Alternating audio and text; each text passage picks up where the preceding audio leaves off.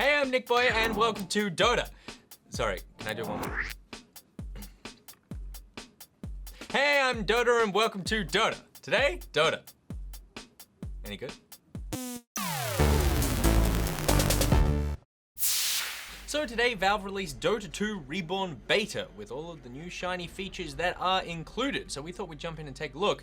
But first, to play new Dota, you must go back to old Dota.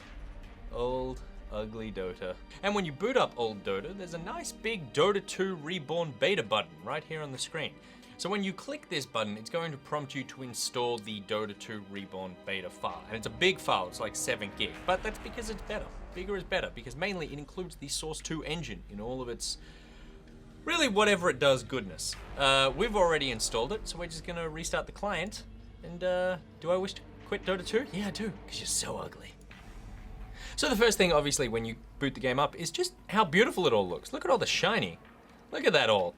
Look at all the nice new menus. And here on the home screen, one of the first things you see is actually they're promoting the custom games, which is the huge part of this update. This custom game stuff is actually taking us all the way back to where Dota essentially started. The Warcraft 3 sort of mods and being able to manipulate that game to make a new game. That's exactly what Valve is doing here. It's like they're basically giving us the tools to make games so that they can then find a new franchise in which to sell hats in. They're just gonna steal the most popular version of whatever is made and make it their own.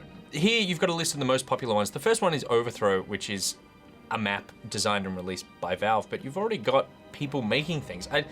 Maybe they've already had people making these games beforehand, or what they've done is actually just bring over all the stuff that people have made in the workshop over the last few years, and it's now just accessible to everyone. You don't need to be sort of having the workshop installed and all those tools. It's just here in the main game. Okay, so to get to Valve stuff, we go custom games, Overthrow. I've already installed it. You can pick the maps, so you can pick Forest Solo, Desert Duo, or Mines Trio. Forest Solo is basically 10 people, every man for themselves, all against one another. It's a nightmare. Desert Duo is 2 people, and Mines is teams of 3. So I'm gonna go Duo so that I can fail with a friend. Okay, so once you get into a game, then you get a team select sort of menu where previously I've seen that you can start swapping around until the lobby leader sort of locks it in. So there's lots of people sort of like second guessing and going, oh no, I don't want to be in a team with this person and their stupid name like NichBoy. I'm gonna jump in with somebody else. Everyone goes to Muhammad Ali, nobody hangs out with NichBoy. So now it's me and Jimmy Dean. So first up, when you get into the game, totally different map. You can see down the bottom here, everyone's got like a base that they go out of, and that's where you go back to regen your health and go to your shop and stuff. You level up so much quicker, you get gold so much faster, and you sort of... Jimmy Dean breakfast, I have no idea what I'm doing. Me either. See, I've already leveled up, I didn't do a single thing. Okay, where are you, Jimmy Dean breakfast? Now I get out of the way here, and I hope that... Ooh. Yes, I got that kill! And now I'm going to die. It was fun while it lasted. So you need to rethink entirely the way that you play this game, because it is so chaotic and such a mess. Item builds and stuff that you're using don't work anymore. So in the few games that I've played, I found that it was actually... At first I went, oh, I shouldn't build health regen because it's all over so quickly, I just need to focus on damage. But then I realized, oh no, wait. By buying something like Magic Stick and turning it into Magic Wand, it gets an activation every time another hero uses an ability around me, which then means they stack, and then I can heal myself after a few abilities have sort of been used. Because I'm surrounded by so many players who are constantly using their abilities, that Magic Stick is constantly up, and it means that it's actually really powerful. I've already got 4 charges on it, and I've been out in the field for about 15 seconds. So it's actually a viable build because it's giving me health really, really quickly. Oh no, I'm down. You need to factor in what other people are doing. There are so many other characters around here and other players that you generally need to be keeping an eye on. And you do need to do that in a normal Dota game. You do need to be aware of what other people are building and the kind of leveling that other people are doing. But it's on an entirely different scale here because it's all affecting you all the time.